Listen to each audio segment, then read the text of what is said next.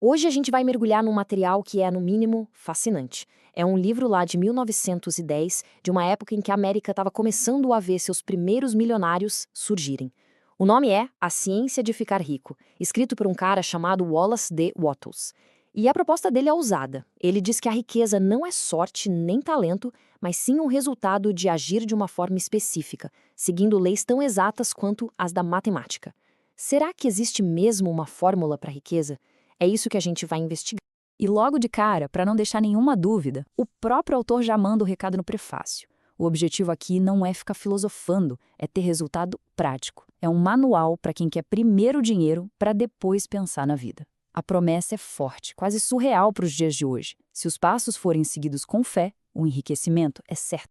Para a gente entender essa ciência, nosso roteiro vai ser o seguinte. Vamos começar com a base de tudo, o porquê de alguém ter o direito de ser rico.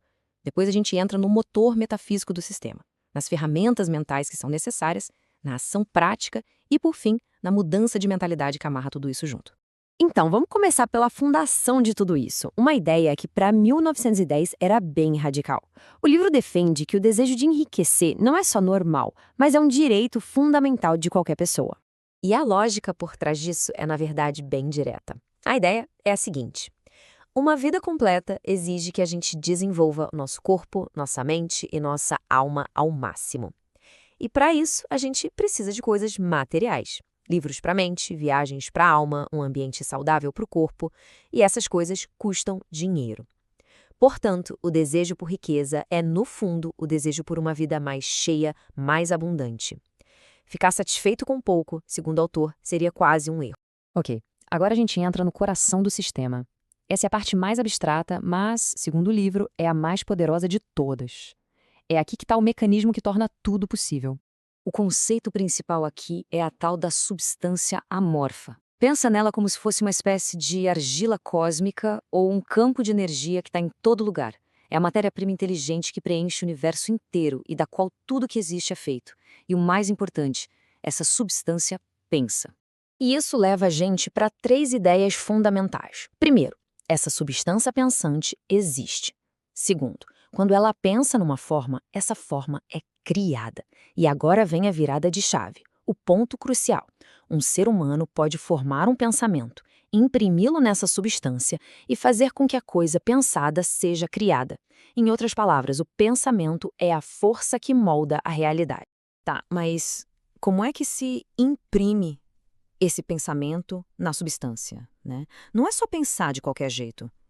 Exige um estado mental muito específico que é construído em cima de três pilares. Primeiro, a visão.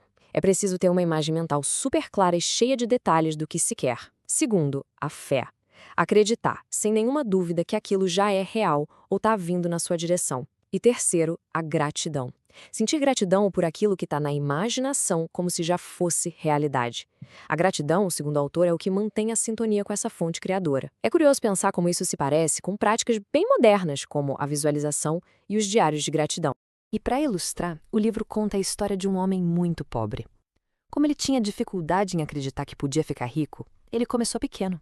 Ele se concentrou em visualizar um tapete novo para a sala e um fogão para aquecer a casa. E com fé e gratidão por esses itens imaginados, em poucos meses ele conseguiu. Aí que tá, esse primeiro sucesso deu um gás na fé dele. Então ele expandiu a visão para uma casa inteira, completinha. Ele manteve essa imagem na mente, agindo com a certeza de que ela ia se materializar. E segundo a história, ele se tornou o dono da casa. É uma lição em tanto sobre o poder dos pequenos ganhos, né? Começar com algo que parece possível para construir a confiança e manifestar coisas muito maiores depois. Mas atenção aqui, porque isso é fundamental. Não se trata só de trabalho mental. Pensar, de certa forma, é só metade da história. A outra metade é agir de certa forma, para conectar o pensamento com o mundo físico. É aqui que o livro faz uma distinção crucial. O pensamento funciona como um ímã. Ele põe as forças criativas em movimento e atrai a oportunidade.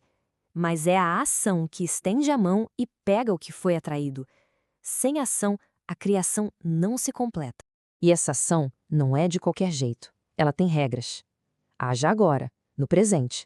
Haja onde você está, começando com o que já tem na mão.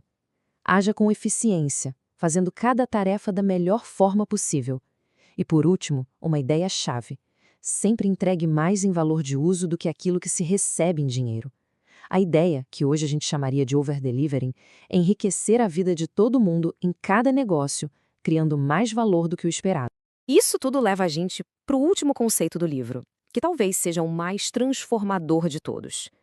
É uma mudança radical na maneira de enxergar como a riqueza é gerada.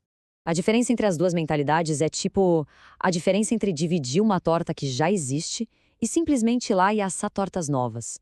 A mente competitiva olha para uma torta de tamanho fixo e acha que, para ter um pedaço maior, alguém precisa ficar com um menor. Já a mente criativa entende que a farinha, a tal da substância amorfa, é infinita. Ela não compete. Ela vai para a cozinha e cria mais torta. Olha, essa citação resume a filosofia toda de um jeito perfeito. O objetivo não é só o enriquecimento pessoal, mas fazer isso de um jeito que todo mundo ao redor também se beneficie, criando um ciclo de prosperidade que cresce. Uma situação onde todo mundo ganha, e não uma onde um ganha e o outro perde. E no fim das contas, esse guia de mais de um século deixa a gente com uma pergunta poderosa. E se a forma como a gente pensa sobre sucesso e dinheiro estiver toda errada? E se, em vez de brigar por um pedaço de uma torta limitada, o verdadeiro caminho fosse simplesmente criar mais e maiores tortas para todo mundo? É uma pergunta de 1910 que, talvez, seja a pergunta mais importante que a gente possa fazer hoje. Obrigada por assistir até aqui esse vídeo. Para adquirir este livro, clique no link que está na descrição. Se você gostou desse vídeo, dê um like, se inscreva e ative o sininho para ser avisado de mais vídeos.